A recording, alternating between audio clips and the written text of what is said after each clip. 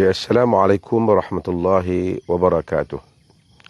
Alhamdulillah, wassalatu wassalamu ala rasulillah wa ba'd. Alhamdulillah kita sambung lagi siri menghayati doa, dan ini merupakan siri yang ke-26. Dan saya masih lagi melakukan siri-siri ini di dalam perkarangan rumah saya. Dan semalam saya pergi di satu bahagian dalam perkarang rumah saya ni yang ada banyak pokok kana. Dan hari ini saya buat di bahagian yang mungkin ada pokok-pokok lain yang boleh dilihat supaya tuan-tuan dan perempuan yang berada di kawasan yang mungkin kurang hijau. Saya berada di dalam kawasan yang banyak hijau kerana saya di negeri Perlis, dan rumah saya pula berada di satu kawasan yang agak terpencil sedikit dan surrounded by the green nature yang ada di persekitaran ini. Alhamdulillah. Semalam saya tengok ada orang kata mungkin itu pakai background screen untuk, tapi tak, sebenarnya memang saya dalam kawasan hijau kerana saya berada dalam kawasan rumah saya, alhamdulillah. Dan kemungkinan kalau seperti biasa, kalau oleh kerana saya ambil daripada sisi ni, mungkin kalau tuan-tuan dan perempuan akan nampak ada kereta keluar daripada keluarga saya keluar pagi, mungkin hantar anak dan seumpamanya ke sekolah, jadi akan nampaklah kereta di belakang tu. Tapi harap tidak mengganggu pemandangan kita. Seperti biasa, sebelum kita mulakan, insya-Allah kita kongsi dahulu link kita ini supaya sama-sama dapat manfaat, insya-Allah. Okey. Semalam kita telah bahaskan tentang Allah Subhanahu wa Ta'ala menceritakan tentang hamba-hamba dia yang sentiasa mengingatinya dan berfikir tentang kebesarannya. Dalam surah Ali Imran ayat 190-191 semalam kita bahaskan. Alladzina yadhkuruna Allaha qiyaman wa qu'udan wa 'ala junubihim wa yatafakkaruna fi khalqis samawati wal ard. Rabbana ma khalaqta hadza batila subhanaka faqina 'adzaban nar. Itu yang kita bahaskan semalam, dan saya ingin sambung sedikit lagi daripada ayat yang penting dalam surah berkenaan yang mengajar kita tentang doa. Semalam kita dah cerita bagaimana Allah menyebut alladzina yadhkuruna Allaha qiyaman wa qu'udan, orang-orang yang mengingati Allah qiyaman wa qu'udan, sama ketika dia berdiri, sama ada ketika dia duduk, wa 'ala junubihim, ataupun ketika dia berbaring, laying on their sides, ketika dia di atas lambung dia. Wa yatafakkaruna fi khalqis samawati wal ard, dia memikirkan tentang kejadian ciptaan langit dan bumi. Rabbana ma khalaqta hadza batila, wahai Tuhanku, Tuhan kami, ma khalaqta, engkau tidak menciptakan hadza, ini semua batila, secara sia-sia, tak ada tujuan. Subhanak, maha suci engkau, faqina azaban nar, maka peliharakanlah kami daripada azab neraka. Semalam kita telah bahaskan tentang ayat ini. Ayat ini, doa ini kita nak minta jauh daripada neraka, pelihara daripada neraka. Tetapi ayat ini sebut subhanak, maha suci engkau, faqina azaban nar. Maha suci engkau, maka peliharalah kami daripada azab neraka. Allah ajar kita dalam doa ni, apabila kita nak minta tu, kita sebut kebesaran dia. Ini tawassul. Ramai orang sebut tawassul. Ini tawassul yang tidak ada khilaf yang diajar oleh Al-Quran. Iaitu apabila kita nak minta pada Allah, sebut dan puja Allah. Itu tawassul, maksudnya Allah kata wabtaghu ilaihil wasilah, cari jalan bagaimana supaya kita dapat capai kepada Allah dengan jalan yang Allah redha. Dengan menyebut subhanak faqina azaban nar, maha suci engkau, maka peliharakanlah kami daripada azab neraka. Semalam kita telah bahaskan ayat ini. Ayat yang seterusnya Allah Subhanahu wa Ta'ala sebut Rabbana, innaka man tudkhilin nar faqad akhzaitah wa ma lidh-dhalimin min ansar. Ini sambungan daripada doa itu.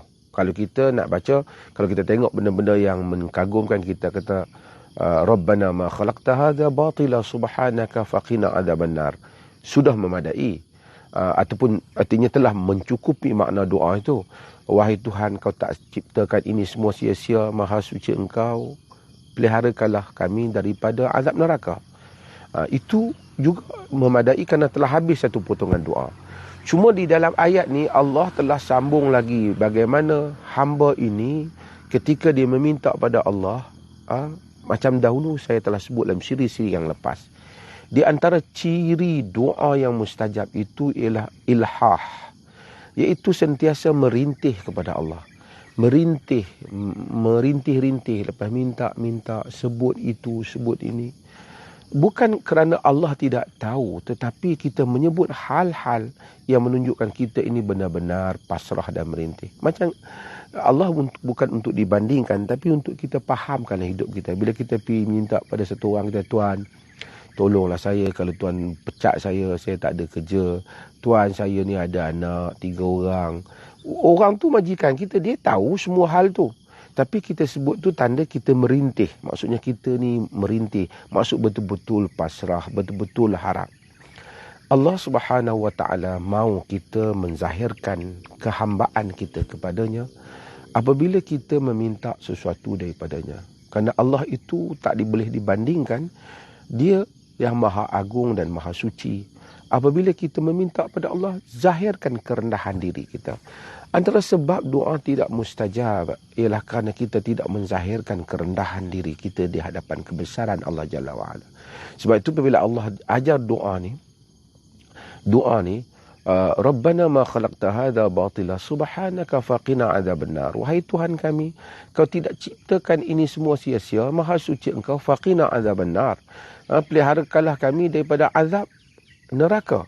Kemudian Allah ajar sambung daripada doa ni. Apa dia kita sambung?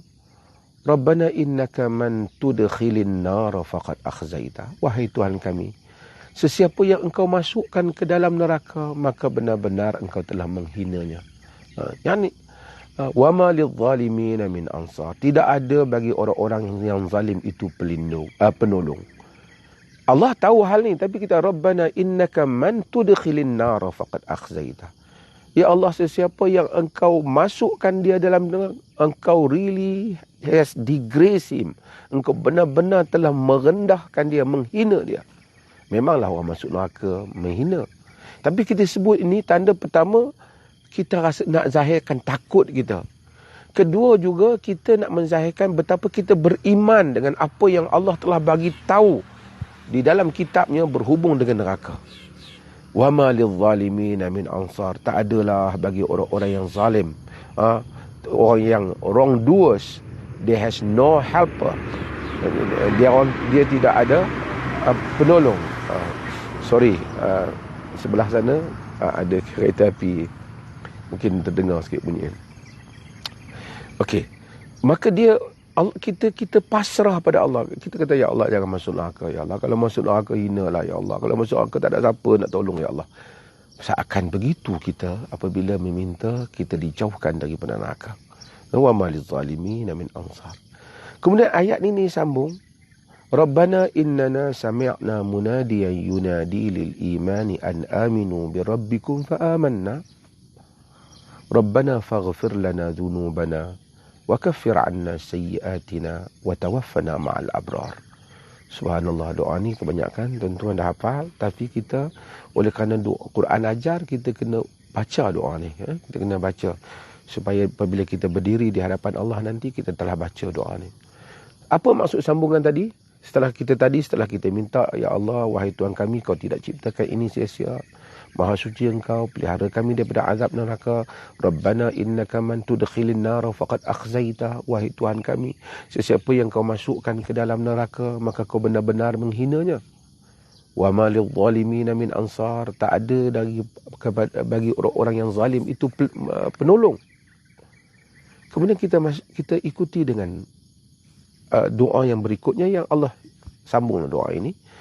Rabbana innana sami'na munadiyan yunadi lil imani an aminu bi rabbikum fa amanna. Rabbana, wahai Tuhan kami, innana, sesungguhnya kami, sami'na, telah mendengar, munadiyan, penyeru, someone inviting, announcer, kan? Ya, wahai Tuhan kami telah mendengar satu orang yang telah announcer loudly, tu munadian, munadi tu satu orang penyeru dengan suara yang tinggi. Yunadi lil iman, menyeru pada apa? Menyeru kepada iman. Wahai Tuhan kami telah mendengar seorang penyeru dengan suara yang jelas. Yunadi lil iman, menyeru pada iman. Apa kata dia? An aminu bi rabbikum. Hendaklah kamu beriman dengan Tuhan kamu. Kan? Fa amanna, kami pun beriman. Jadi Allah tahu, tapi kita, macam saya sebut tadi, kita di dalam maqam merintih pada Allah dan bertawassul dengan amalan baik yang telah kita lakukan. Rabbana innana sami'na munadiyan yunadi lil iman. Wahai Tuhan kami telah mendengar seorang penyeru dengan suara yang jelas. Siapa penyeru tu? Iaitu Nabi kita Muhammad sallallahu alaihi wasallam. Sebahagian para mufassirin kata itu Al-Quran. Mana-mana pun sama saja, kerana Nabi Muhammad menyeru juga dengan Al-Quran. Kami dengar Nabi Muhammad yunadi lil iman. Dia menyeru kepada iman, inviting us to iman. Menyeru kepada iman. Fa amanna, dan kami pun telah beriman. Kami terima seruan dia tu. Allah tahu kita terima tak terima, tapi nak cerita, Tuhan, macam kita ini, saya nak faham Allah Ta'ala ni laisa kamitslihi syai', tapi nak faham Tuhan, yang Tuhan suruh saya buat dulu pun saya buat, lepas tu Tuhan suruh saya lakukan ni pun saya lakukan. Kalau boleh Tuhan terimalah permohonan saya ni. Orang tu pun tahu, tetapi itu adalah cara bagaimana hamba menzahirkan kerendahan diri dia dan bertawassul, ataupun menjadikan perantaraan amalan dia itu sebagai sebab musabab untuk diterima permohonannya. Allah Subhanahu Wa Taala ajar kita di dalam ayat ini bagaimana untuk kita bertawassul kepada Allah dengan amalan yang baik. Apa amalan dia? Iman. Rabbana innana sami'na munadiyan yunadina lil iman. Wahai Tuhan kami telah mendengar penyeru yang menyeru kepada iman. Fa amanna, maka kami pun beriman. Rabbana faghfir lana dhunubana. Wahai Tuhan kami, maka ampunilah dosa-dosa kami. Wa kaffir anna sayyi'atina, dan tutupilah, kafir ni remove, erase our evil deeds, semua, dan padamkanlah kejahatan kami. Wa tawaffana ma'al abrar, dan matikalah kami bersama dengan golongan abrar. Ayat ini Allah ajar kita untuk kita berdoa kepadanya, macam saya bagi tahu tadi. Bila kita belajar struktur doa ni, akan menjadikan kita dapat ilham bagaimana nak doa pada Allah. Macam mana kita nak doa pada Allah di tempat-tempat yang lain juga. Mungkin kita ada doa yang lain. Tapi doa ini macam mana Allah ajar? Allah ajar sendiri kita. Allah suruh kita kata, Rabbana innana sami'na munadiyan yunadi lil iman an aminu bi rabbikum. Wahai Tuhan kami mendengar penyeru yang menyeru kami pada iman. Dia berkata, berimanlah kamu kepada Tuhan kamu. Believe in your Lord, your Creator. Fa amanna, kami pun beriman. Oleh kerana tu nak minta apa ni? Rabbana faghfir lana dhunubana. Oleh kerana tu, wahai Tuhan, ampunlah kami dosa-dosa kami. Yang tadi yang awal tu tawassul dia panggil. Itulah tawassul, yakni menggunakan amalan yang baik yang telah kita lakukan sebagai satu persembahan ataupun satu benda yang diiringkan sebagai satu perantara untuk harapan kita mendapat kemustajaban daripada Allah Subhanahu Wa Taala. Ini boleh untuk kita amalkan di dalam doa yang lain, yakni kita dengan menyebut, ya Allah, aku telah bersedekah kepadamu kerana-Mu ya Allah. Jika ada pahala pada sedekah itu, terimalah, sembuhkanlah ayahku ini, sembuhkanlah ibuku ini, berikanlah rezeki padaku hari ini, berjayakanlah urusanku hari ini. Itu maksudnya tawasul. Tawasul dengan amalan saleh. Kita sebut amalan saleh. Macam mana yang diajar dia dalam ayat ini. Ini yang Allah Subhanahu Wa Taala kata, ya ayyuhallazina amanu taqullaha wabtaghu ilaihil wasilah, dalam surah Maidah. Wahai orang-orang yang beriman, takutlah pada Allah dan carilah untuknya wasilah, iaitu carilah jalan bagaimana untuk membolehkan Allah itu menyayangi, mencintai kita dan memustajabkan apa yang kita mohon kepadanya.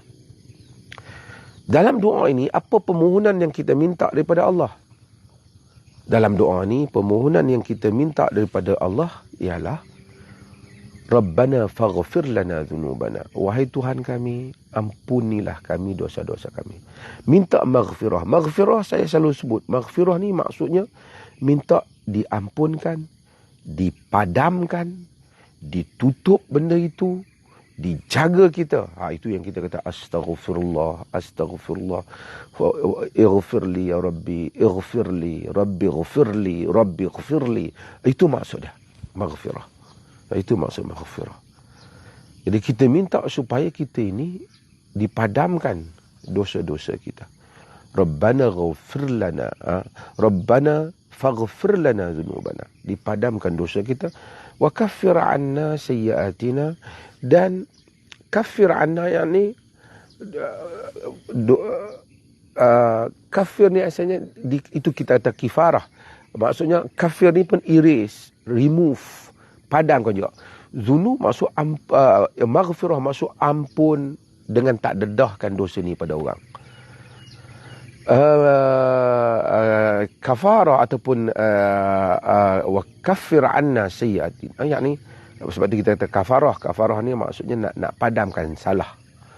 Yakni yang mana dosa kecil-kecil ni dipadamkan. Para ulama sebahagiannya menceritakan, membedakan. Rabbana faghfir lana dhunubana, wahai Tuhan kami, ampunkanlah kami dosa-dosa kami, dengan perkataan faghfir lana, mohon maghfirah, ampun, tutup aib dosa tu, itu maghfirah. Wa kaffir anna sayyiatina, dan padamkan untuk kami kejahatan-kejahatan kami. Bezanya apa? Kata mereka, bezanya ialah sayyiat ialah kejahatan-kejahatan yang kita lakukan yang merupakan dosa-dosa kecil. Sedangkan zunub dalam konteks ni adalah dosa besar. Ada dosa besar, ada dosa kecil. Dosa besar minum arak umpamanya. Dosa kecil tengok apa benda yang Allah tak benarkan kita tengok di kalangan. Dosa besar zina umpamanya. Dosa kecil muqaddimah kepada zina, sebelum berlakunya zina, masuknya kemaluan lelaki dalam kemaluan perempuan. Sebelum itu dinamakan dengan dosa kecil. Tapi kalau terkumpul banyak, ada banyaklah dosa-dosa kecil itu.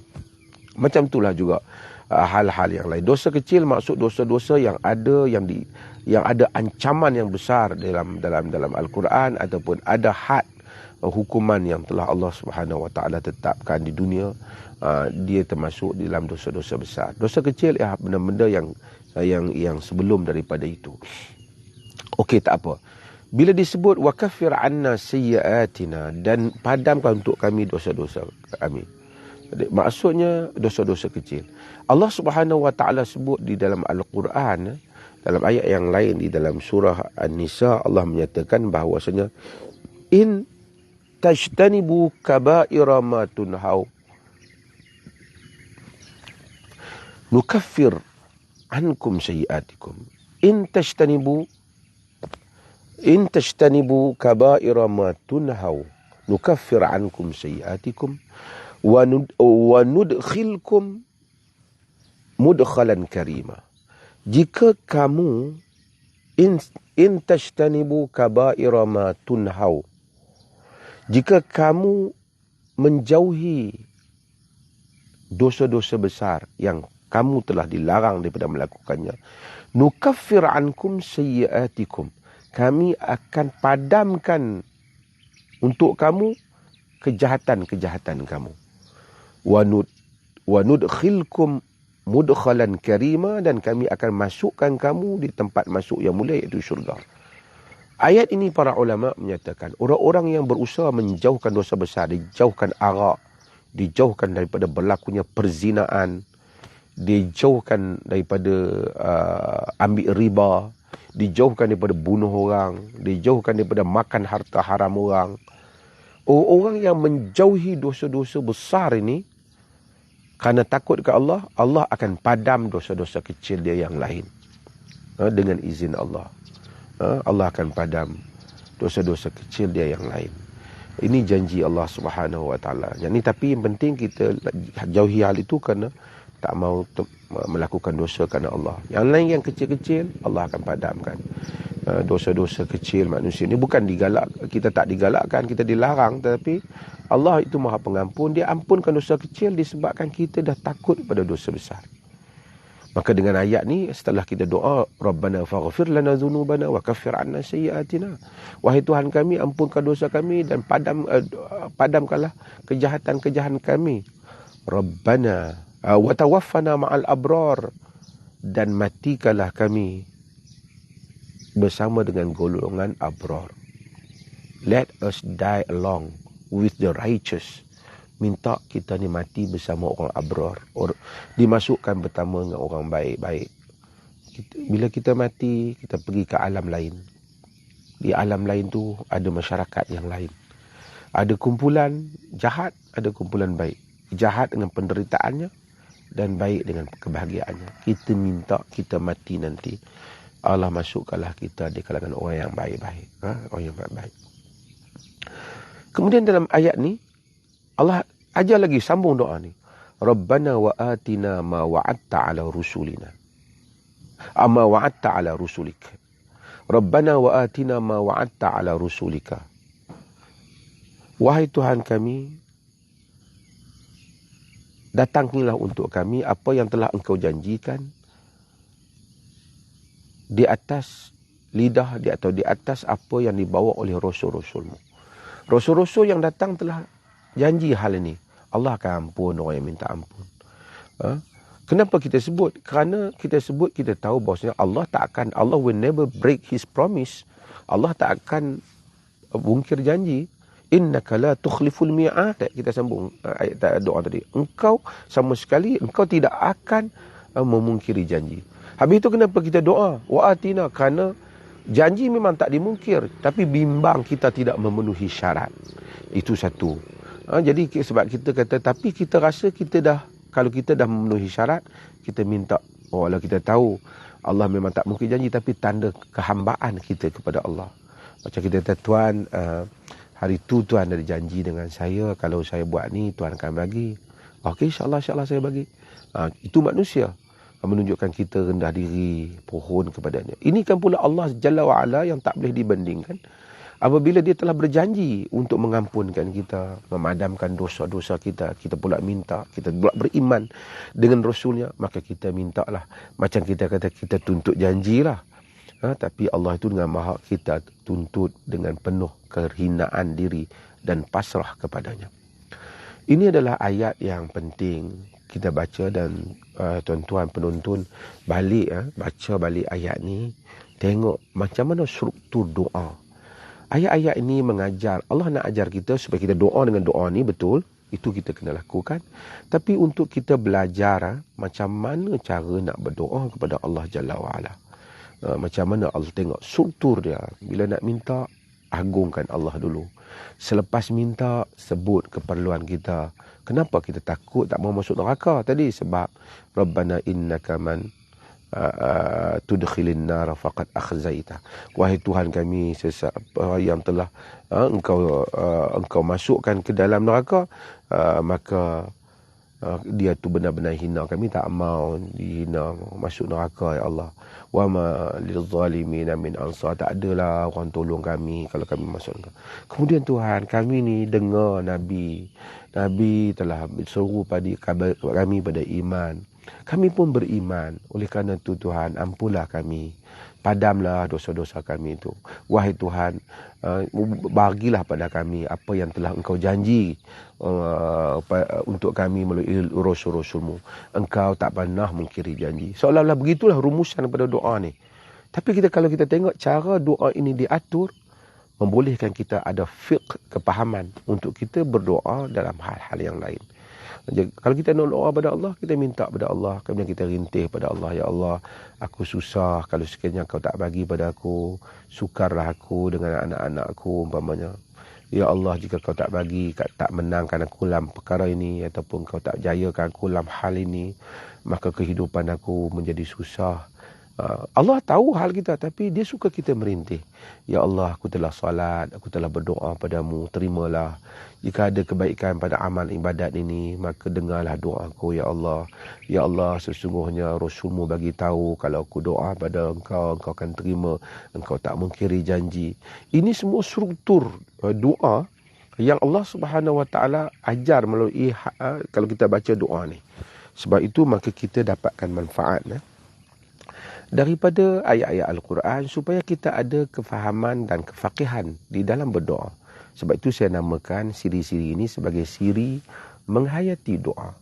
Jadi bukan saja kita tahu doa Al-Quran ni, kita akan menghayati macam mana cara untuk kita sebagai hamba Allah untuk berdoa kepada Allah. Kadang-kadang Allah bukan untuk dibandingkan, saya selalu sebut, tapi saya nak faham kan. Kadang-kadang orang tak diajar adab, dia tak tahu nak bercakap dengan orang yang lebih terhormat. Nah, kadang-kadang sebab tu manusia ni kadang-kadang dia gagal dapat satu permohonan tu dalam kehidupan biasa kerana dia gagal pergi jumpa orang cara nak cakap, tuan bagi kat saya sekian. Tapi dia tak ada bahasa, orang kata tak ada bahasa kan. Tapi bila nak bercakap, siapa yang ada bercakap dengan orang macam ni, ini bahasa dia. Bercakap dengan golongan istana umpamanya, ada bahasa dia. Bercakap dengan golongan-golongan yang ahli-ahli begini, ada tutur susila, kata-kata, perkataan. Kerana Allah ni suka perkataan yang baik kan. Wa qul lin-nasi husna wa qulu lin-nasi husna. Cakaplah kepada manusia ni dengan perkataan yang baik. Tuan kalangan manusia. Nak sebut nak jumpa orang, tuan mohon sikit pertolongan, saya dah buat kerja-kerja yang tuan telah minatkan. Dan orang kalau nak hati, terima kasih banyaklah, kerana tak apa insya-Allah saya akan. Itu manusia. Dan maha suci Allah untuk dibandingkan. Tapi Allah rahmannya jauh dibandingkan manusia keseluruhannya. Apabila manusia merintih kepadanya, ilham, merayu, kemudian sebut masalah, Allah maha mengetahui, kita tak sebut pun Allah tahu. Tapi itu menunjukkan bahawasanya kita ini benar-benar pasrah kepadanya. Dia suka tengok hamba yang pasrah. Dia tahu itulah ubudiyah.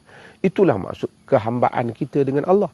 Dari situlah maka kita akan tengok macam mana kita benar-benar rasa rintihan jiwa kita. Sebab tu orang yang berdoa, tuan-tuan, bila dia berdoa, dia habiskan doa sejam, 2 jam. Siapa pernah pergi haji, kita tahu kan, kita pada hari Arafah berdoa berjam-jam, kita doa sehingga matahari tenggelam. Kenapa? Bila kita doa tu kita akan rasa makna kerohanian tu. Kerana doa itu merintih, memohon, pasrah pada Allah. Itulah yang purifying our soul, yang membersihkan, yang mensucikan ruh kita. Hatta semayang, kalau kita semayang tanpa ada satu perasaan kehinaan kita pada Allah masa sujud, masa doa, kita akan mengakhiri solat itu dengan tak ada banyak kesan pada diri kita. Yalah, kena, wajiblah menunaikan solat, tapi tak ada kesan. Macam kita tak melakukan apa-apa. Tapi apabila ia disertai dengan kerendahan diri, maka kita akan rasa hal itu. Sebab tu Nabi kata, ad-du'a huwal ibadah. Doa itulah ada ibadah. Doa itu ibadah. Kerana doa tu, kerana ia ibadah, yakni kehambaan diri kepada Allah. Artinya siapa yang berdoa tu 2 jam bangun tengah malam duduk doa, 2 jam dia sedang beribadah pada Allah Azza wa Jalla. Mudah-mudahan Allah mengampuni kita semua dan memberikan kurniaan kepada kita supaya kita menjadi hamba-hambanya yang pandai untuk berdoa kepadanya, insya-Allah. Terima kasih banyak. Saya rasa suara saya jelas, dan ini merupakan di halaman rumah saya daripada satu angle saya akan ubah-ubah lah supaya tuan-tuan taklah jemu sangat tengok pemandangan. Alhamdulillah rumah saya ni bukanlah apa sangat, tapi kawasan hijau dia banyak. Jadi semua ni dalam pagar kawasan rumah saya, dan tuan-tuan tengok daripada daripada sudut sini tuan-tuan akan nampak itu adalah pintu pagar yang bahagian putih tu. Mungkin tuan-tuan nampak tadi kereta masuk keluar tu adalah family saya, urusan pagi-pagi. Saya tak ada siapa sangat, saya dengan isteri dan ada anak saya masih lagi sekolah rendah. Jadi urusan tu kadang-kadang nampak mereka keluar, tapi saya ambil lah angle ni juga supaya nampak hijau ni yang di belakang ni. InsyaAllah besok saya ambil angle yang lain. Mungkin sebahagian yang kata ni pakai screen background ke apa, tak, ini memang hijau betul. Ini bukan apa ni, saya ni kempen tahun melawat Perlis tahun 2024, tahun melawat Perlis. So welcome to Perlis. Marilah tengok keindahan dan kehijauan negeri Perlis ini, insyaAllah. Okey, terima kasih banyak. InsyaAllah sehingga kita berjumpa lagi.